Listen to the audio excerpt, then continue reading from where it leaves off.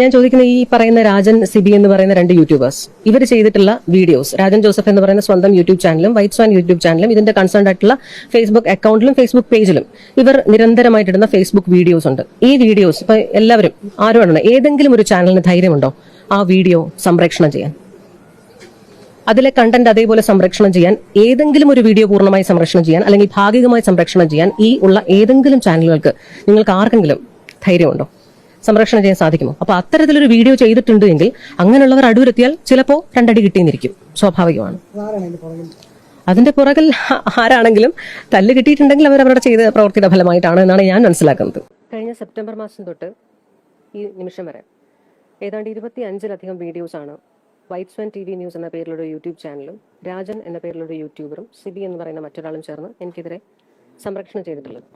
അപ്പോൾ കേരളത്തിൽ കഴിഞ്ഞ 10 വർഷക്കാലം കൊണ്ട് 2016 മുതൽ നമ്മൾ നോക്കിയ സാമൂഹ്യ മാധ്യമങ്ങളിലും യൂട്യൂബിലും ഒക്കെ ഒരുപാട് ആക്റ്റീവായിട്ടുള്ള സമൂഹം വളർന്നു വരുന്നുണ്ട്. പ്രത്യേകിച്ചും യൂട്യൂബ് ചാനലുകളൊക്കെ കഴിഞ്ഞൊരു 7 ഇയേഴ്സ് ആയിട്ട് അല്ലെങ്കിൽ 8 ഇയേഴ്സ് ആയിട്ടാണ് പ്രബലമായിട്ട് വന്നുകൊണ്ടിരിക്കുന്നത്. അപ്പോൾ 4ാം നെടുന്തൂണായിട്ട് നമ്മൾ കാണുന്ന മാധ്യമങ്ങൾ, മുഖ്യധാരാ മാധ്യമങ്ങളായിട്ട് ആ നിലവാരത്തോടു കൂടി തന്നെ ഉയർന്നു വരുന്ന ചില യൂട്യൂബ് ചാനലുകളും യൂട്യൂബ് മാധ്യമങ്ങളും ഒക്കെ ഉണ്ട്. അപ്പോൾ അതിനെയൊക്കെ വെല്ലുവിളിച്ചുകൊണ്ട് കേവലമായിട്ട് വരുമാനം നേടുക, എന്തു പറഞ്ഞുകൊണ്ടും വ്യൂവേഴ്സിനെ കൂട്ടുക, അതിലൂടെ വരുമാനം നേടുക, ആഹാരം കഴിക്കുക എന്ന് പറയുന്ന രീതിയിലുള്ള അത്തരത്തിലുള്ള ഒരു ശൈലി ചില ചാനലുകൾ മുന്നോട്ട് വെക്കുന്നുണ്ടെങ്കിൽ, യൂട്യൂബ് പേജസ് മുന്നോട്ട് വെക്കുന്നുണ്ടെങ്കിൽ ഉറപ്പായിട്ടും അതിനെതിരെ നിയമ നടപടി സ്വീകരിക്കും. എന്നെ രാഷ്ട്രീയപരമായിട്ട് വിമർശിക്കുവാൻ ആർക്കും അധികാരമുണ്ട്, ആർക്ക് വേണമെങ്കിലും വിമർശിക്കാം.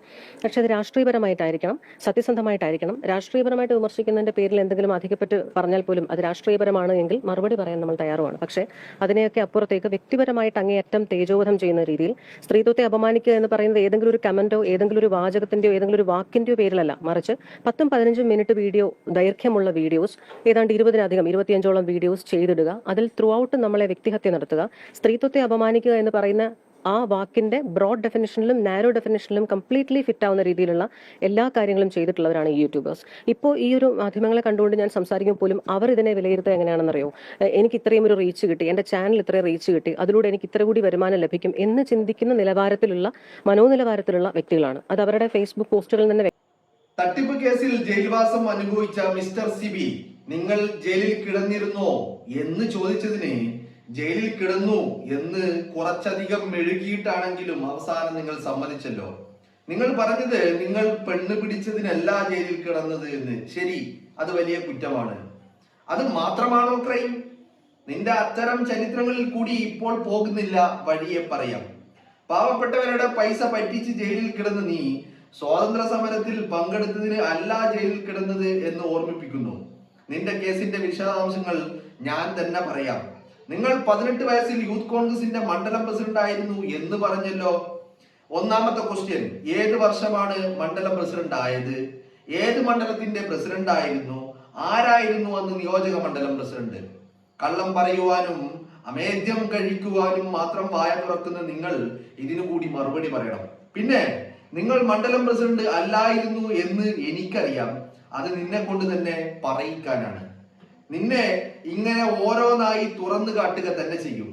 ഞങ്ങളുടെ വിലപ്പെട്ട സമയം നിന്നെ പോലെ 4ാം നിലവാരത്തിലുള്ള ഒരാൾക്ക് വേണ്ടി ചിലവാക്കേണ്ടി വരുന്നതിലുള്ള അമർഷമുണ്ട്. പക്ഷേ അത് അധികം വൈകാതെ മാറ്റും. ശ്രീനാഥരി കുഞ്ഞമ്മ ഇന്ന് വൈകുന്നേരം പങ്കുവെച്ച മറ്റൊരു കുറിപ്പാണ് ഞാൻ വായിച്ചത്.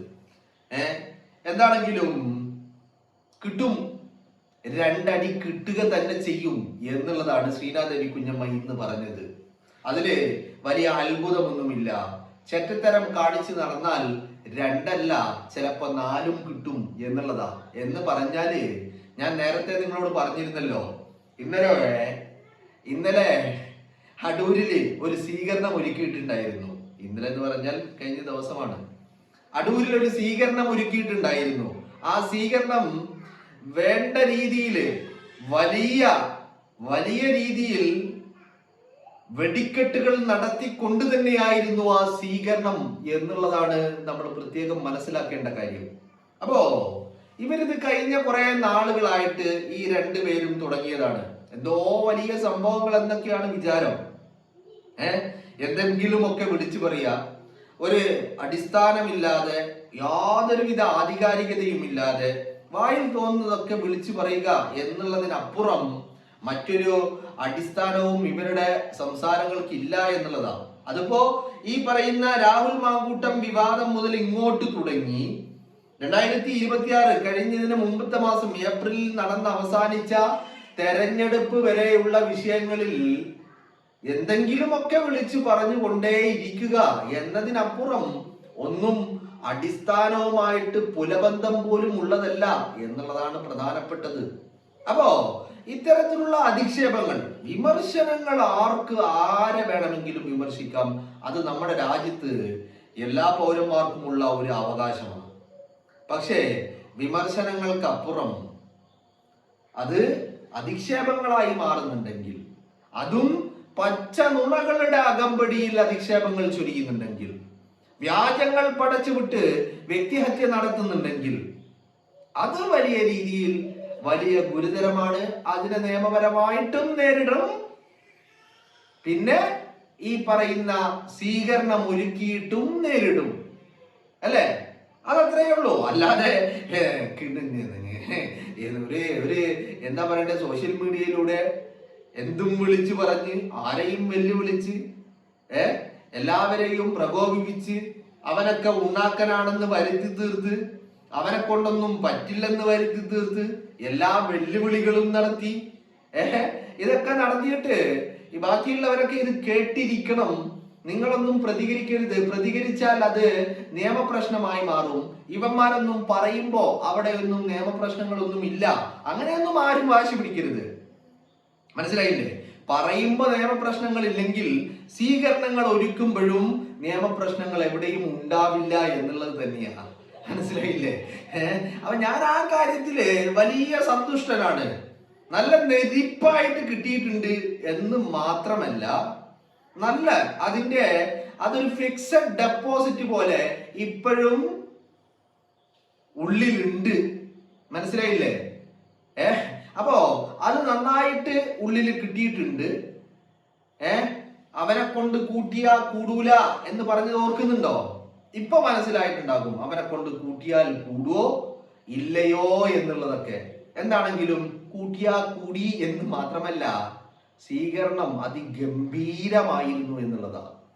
അതിഗംഭീരമായ സ്വീകരണം തന്നെയാണ് അടൂരില് നമ്മുടെ പിള്ളേര് ഒരുക്കിയത് എന്നുള്ളതാണ്. അപ്പോ ഇത്രയേ ഉള്ളു കാര്യങ്ങള്. അതിലിപ്പോ കരച്ചില് പല കോണുകളിൽ നിന്ന് തുടങ്ങിയിട്ടുണ്ട്. ആരായി കരയുന്ന ആളുകള്? സ്പോൺസർമാര്.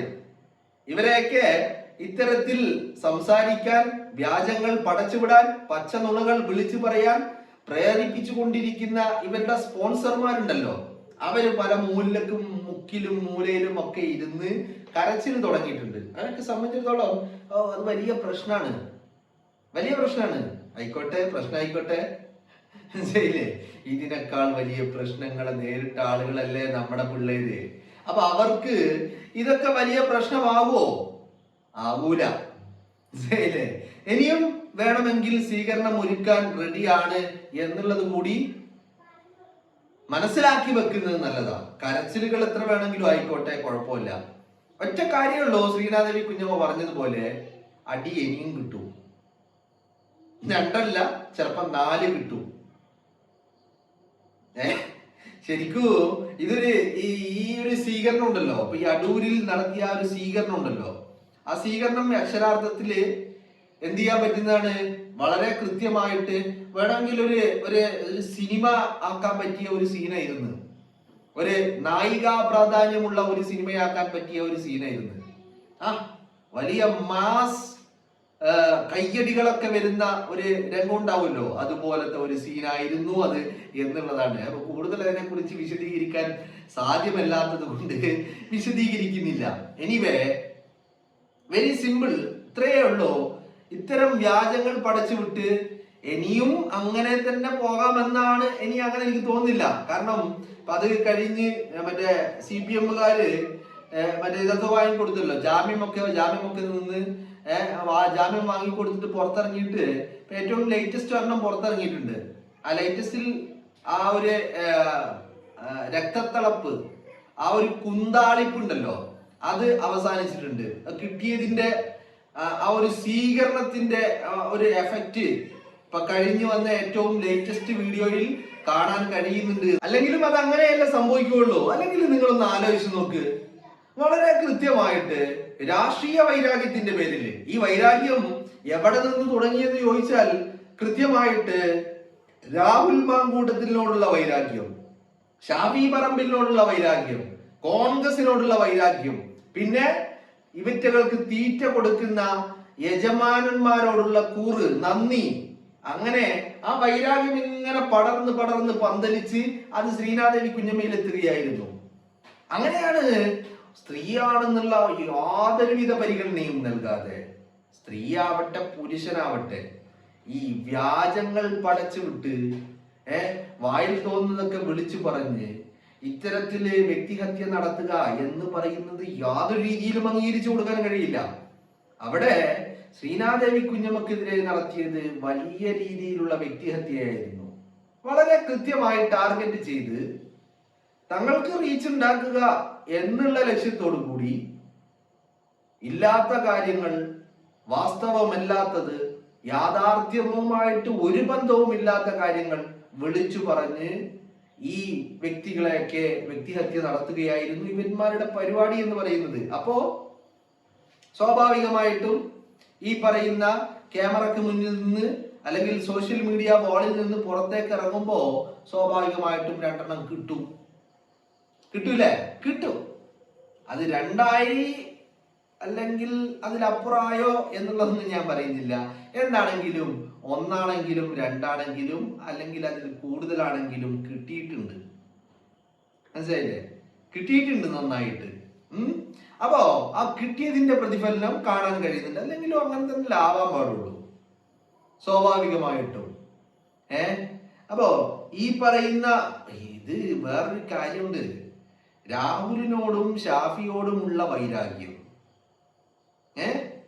ഒരു ഘട്ടത്തില് രാഹുൽ മാങ്കൂട്ടത്തിനെതിരെ ഈ ആരോപണങ്ങൾ ഉണ്ടായ സമയത്ത് രാഹുലായിരുന്നു ആ രാഹുൽ മാങ്കൂട്ടത്തിനുള്ള എതിരെയുള്ള ആരോപണങ്ങളുടെ മുനയൊടിച്ച വ്യക്തിയായി ശ്രീനാദേവി കുഞ്ഞമ്മ എന്ന് പറയുന്നത്.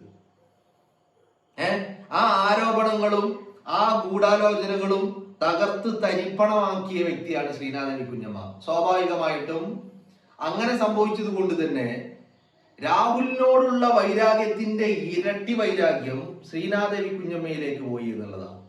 അങ്ങനെയാണ് പിന്നെ രാഹുലിനെ വിട്ടിട്ട് ശ്രീനാദേവി കുഞ്ഞമ്മയെ നിരന്തരമായിട്ട് വേട്ടയാടാൻ വേണ്ടി ഇറങ്ങി പുറപ്പെട്ടത് ഇവറ്റകള്.